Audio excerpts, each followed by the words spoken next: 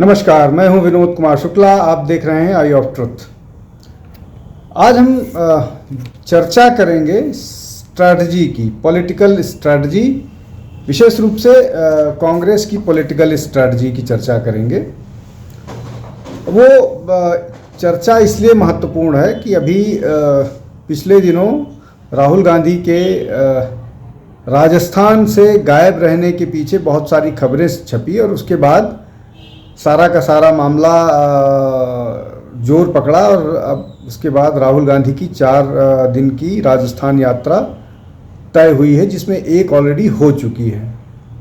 लेकिन ये जो हो चुका है, हम और चर्चा करते हैं।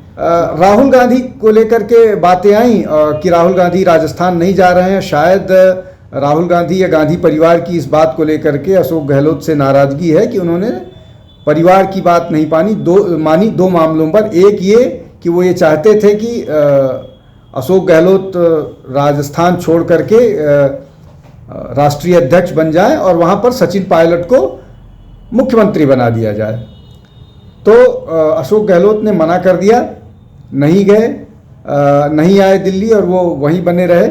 सचिन पायलट मुख्यमंत्री नहीं बन पाए, उनकी कोई तो ये बेसिकली गांधी परिवार के खिलाफ जाने की बात निकल करके आई। हालांकि ऐसा कहा नहीं गया, लेकिन सबको ये मालूम था कि उन्होंने गांधी परिवार की बात को नकारा, नहीं माना और वो राजस्थान उन्होंने नहीं छोड़ा।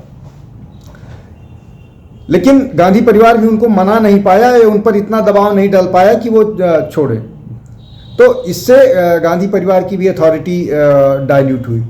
जब एक और मसला सामने आया है कि ये चुनाव की राजस्थान में जो चुनाव चल रहे हैं, उनके चुनाव के दौरान राहुल गांधी लगभग 1 महीने से अब तक वहाँ नहीं गए हैं। लेकिन अब डेट डिक्लेयर जो की है जयराम रमेश ने कि 16, 19, 21 और 22 ये इतने दिन रहेंगे। एक डेट निकल चुकी है, 19, 21, 22 3 दिन राहुल गांधी को और रहना है।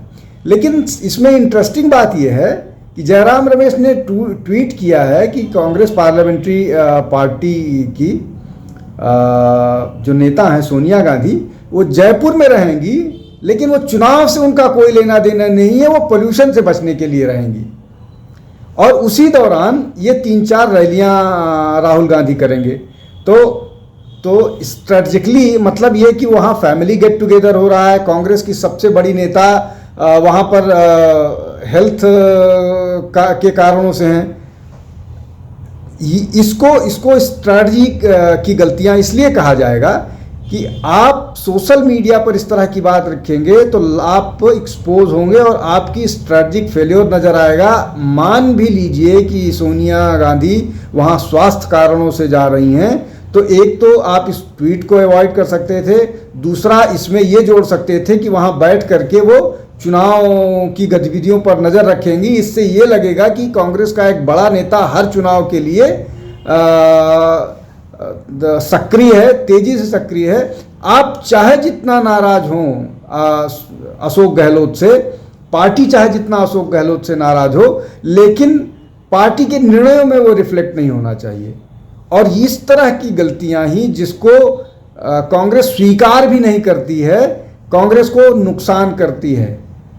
आप डेमोक्रेसी में जहां मतदान सारा कुछ निर्धारित करता है, वहां पर आप अपनी व्यवस्थाओं को विम्स पर नहीं चला सकते हैं। विम्स चाहे जितने बड़े नेता का हो, चाहे जितने बड़े स्ट्रैटेजिस्ट का हो, चाहे जितने बड़े पुरोधा का हो। तो ये सारी चीज़ें चुनावी रणनीति के स्तर पर कांग्रेस को निश्चित तौर पर नुकसान कर सकती हैं, कर रही हैं। आज हम इस स्ट्रैटेजी पर ही अपने आप को सीमित रखते हैं। आगे फिर किसी इसी तरह के विषय को लेकर के फिर मैं आपसे के सामने हाजिर होऊंगा।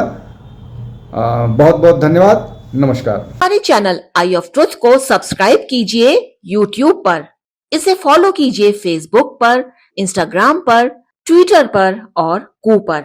हमारे चैनल के बारे में फीडबैक देने के लिए हमें मेल कीजिए ioftruth.6@gmail.com पर।